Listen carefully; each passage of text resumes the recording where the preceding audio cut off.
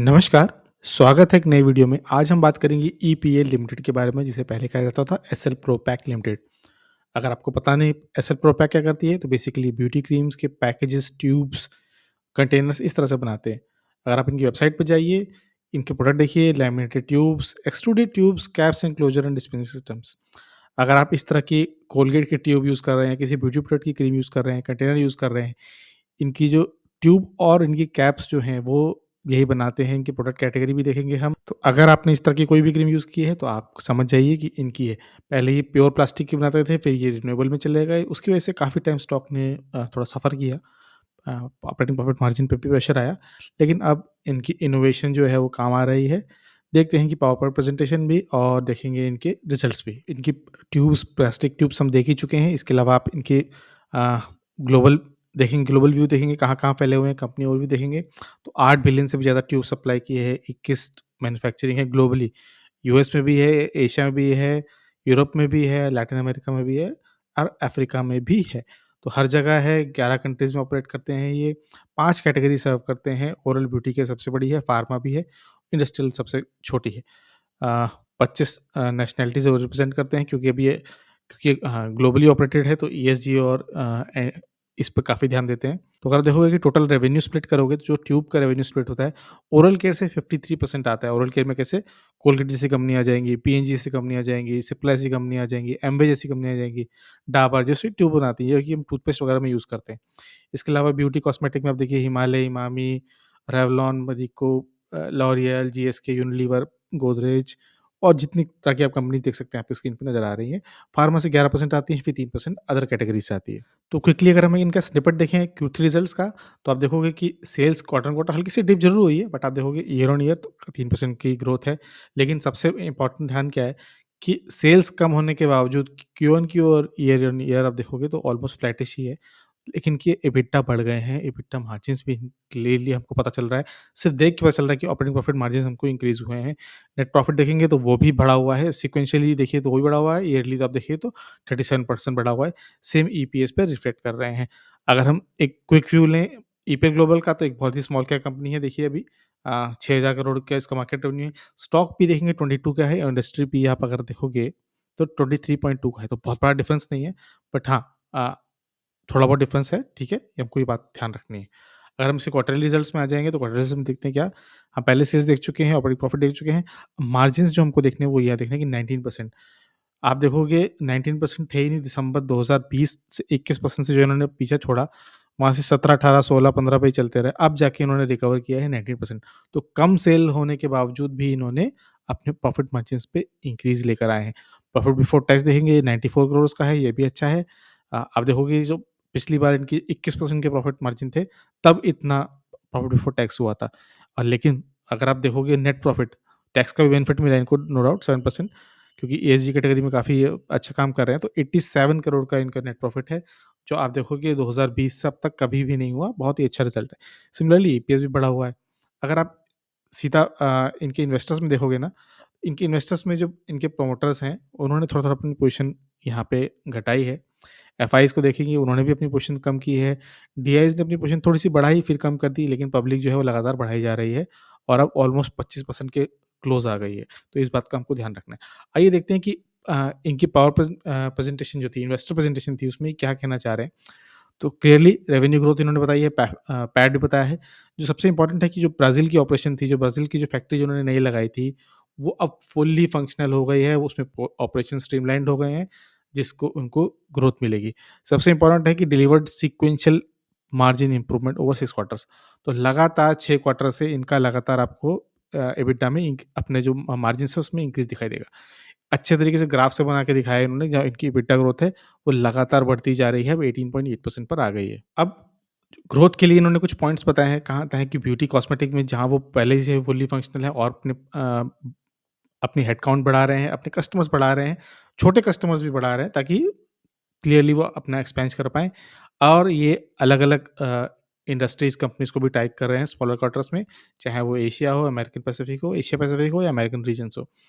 Again Brazil factory पूरी चली गई है, नए कस्टमर्स को एक्वायर करने के लिए रेडी है और यूएस मार्केट में भी अपना एक्सपेंशन ये देख रहे हैं। जो कैटेगरी है जिस पे सबसे ज़्यादा फ़ोकस कर रहे हैं वो है पर्सनल केयर एंड बियॉन्ड। यहाँ बियॉन्ड देखने वाली बात भी है, इसी को इन्होंने बहुत बार फ़ोकस किया है कि ये कैटेगरी जो है ये लगातार बढ़ती जा रही है। ये प्रीवियस आप देखोगे उनका कंट्रीब्यूशन है और इनका एक्सपेक्टेशन भी है, ईयर टू डेट में भी है, 48% की ग्रोथ दिख रही है। तो अब आपको समझ में आ रहा होगा इस पिक्चर से कि क्यों ये इतना पर्सनल कैटेगरी एंड बियॉन्ड देख रहे हैं, क्योंकि जितनी भी कैटेगरीज़ हो सकती हैं सब में इन्होंने धीरे-धीरे करके अपने प्रोडक्ट्स उतार दिए हैं। जहाँ आप एफवाई 11 में देखोगे तो सिर्फ़ फेस केयर वाली सेगमेंट में थे, वहाँ से बढ़ते-बढ़ते अब ये हर सेगमेंट को ट्रीट कर रहे हैं। Face care, hair care, OTC OTC मतलब ओवर द काउंटर। जब मेडिकल काउंटर में जाते हैं, दवा देते हैं, उसके लिए प्रिस्क्रिप्शन की ज़रूरत नहीं पड़ती और फिर प्रिस्क्रिप्शन मेडिकेशन वहाँ पर भी पहुँच गए। उस तरह में भी क्रीम्स होती हैं जो एंटी इन्फ्लेमेटरी होती है, स्किन इम्प्रूवमेंट के लिए होती है, उस तरह के भी जो प्रोडक्ट्स होते हैं, फार्मा प्रोडक्ट्स वहाँ पर भी उतर चुके हैं। फूड, होम हाइजीन, आई केयर, हैंड क्रीम और न्यू एप्लीकेटर ये भी कैटेगरी है, ग्रीसॉल, गियर ऑयल यहाँ पर भी जा रहे हैं। इसमें भी आप इनके जो कुछ इनोवेशन देख सकते हैं, जहाँ ये नई तरह की शेप्स लेकर आ रहे हैं, जहाँ की किड्स को डायनासोर टाइप की एक उनकी जो मोल्ड है, जो उसका जो प्लास्टिक का ट्यूब है, वो उस आकार से है। तो नई-नई कैटेगरी में नए-नए डिज़ाइन के साथ जा रहे हैं। मटेरियल जो है रिसाइक्लेबल है, याद रखिए बहुत ज़्यादा खर्चा किया है इन्होंने रिसाइक्लेबल मटेरियल्स के लिए। यहाँ इन्होंने कंपैरिज़न की है, देखिए पॉलीमर और फ़ॉइल एल्यूमीनियम फ़ॉइल जो होता है उनके प्राइसेज़ में वो डिक्लाइन ज़रूर हुए हैं, लेकिन अभी भी प्री कोविड लेवल पर है। लेकिन आपको ध्यान देना क्या है, ओशन फ्रेट जो है, ओशन में जो हम सामान भेजते हैं, जो कंटेनर होते हैं उनके चार्जेज़, उनके प्राइसेज़ बढ़ गए हैं। क्यों? क्योंकि रेड सी में इश्यू चल रहे हैं। हमको पता ही है हूथी रेबल्स के इश्यू चल रहे हैं, तो सुएज़ कनाल वाला जो पैकेट है, जो एक रूट है वहाँ पर से पैकेट भेजना रिस्की हो सकता है। तो आप पूरे अफ्रीका का टूर लगा के जा रहे हैं, खर्चा बढ़ रहा है और इंश्योरेंस भी ज़्यादा देना पड़ता है। तो जैसा हमने पहले डिस्कस किया, क्योंकि ये मोस्टली फॉरेन ऑपरेटेड कंपनी है, एफआईआईज़ ऑपरेटेड कंपनी है, तो यहाँ पर ईएसजी का, रिसाइक्लिंग का बहुत ज़्यादा अ, बात होगी, फ़ोकस होगा। तो आप देखोगे कि जो रिसाइक्लेबल वॉल्यूम्स है, उनकी सेल किस तरह बढ़ रही है और उनके एस्टीमेट एफवाई 26 के लिए कहाँ है, जहाँ वो बढ़ जाएँगे वो क्लियरली, क्योंकि पहले ही बहुत सारा खर्चा कर चुके हैं अपनी रिसाइक्लिंग की जितनी भी प्रोडक्शन है, इंजीनियरिंग कैपेसिटी है, रिसर्च है, वो कंप्लीट कर चुके हैं, तो वहाँ इनको ज़रूर फ़ायदा होगा। और आप इनके प्रोडक्ट कैटेगरी भी देख सकते हो, जहाँ किस तरह की है, प्लैटिना है, ये किस किस तरीके से रिसाइकिल होती है, कितना एंट्री बैरियर कितना हार्ड है, यहाँ पर भी ध्यान रखना पड़ेगा। ईज़ी नहीं, क्योंकि इन्होंने काफ़ी खर्चा किया है, तो अभी इनके पास है, बट ये लगातार 2-3 साल सफ़र किया है इन्होंने, क्योंकि मटेरियल और रिसर्च में पैसा लगता है। हमेशा इंजीनियरिंग रिसर्च सर्विसेज़ में पैसा लगता है, एक बार आप बन गए, तो एंट्री बैरियर भी हाई हो जाता है। तो इस तरह से इनकी अलग-अलग टाइप की ट्यूब्स हैं, Platina, Platina pro vision, Platina pro ME और प्लैटिना पीसीआर। तो इस तरह से ये भी एस्टिमेट कर रहे हैं कि किस तरह से इनकी कैपेसिटी ग्रो होगी और रिसाइक्लिंग का यूज़ करते हुए कैसे ये फ्यूचर रेडी तैयार है। तो ये तो बात हो गई फंडामेंटल्स की कंपनी की। अब आ जाते हैं टेक्निकल एनालिसिस चार्ट पे। तो ईपीएल का चार्ट क्या बोल रहा है? अगर आप देखोगे लास्ट अगस्त से देखोगे आप, यहीं इसी सपोर्ट लाइन के आसपास ही ट्रेड कर रहा है, हल्का-सा ऊपर जाता है, नीचे जाता है। अगर आप इसको थोड़ा-सा पीछे करो तो पिछली बार जो ब्रेकआउट आया था वो इसी लेवल के आसपास से आया था, जहाँ इसने ब्रेकआउट दिया, रीटेस्ट किया और फिर ऊपर गया और अच्छा खासा ब्रेकआउट आया था।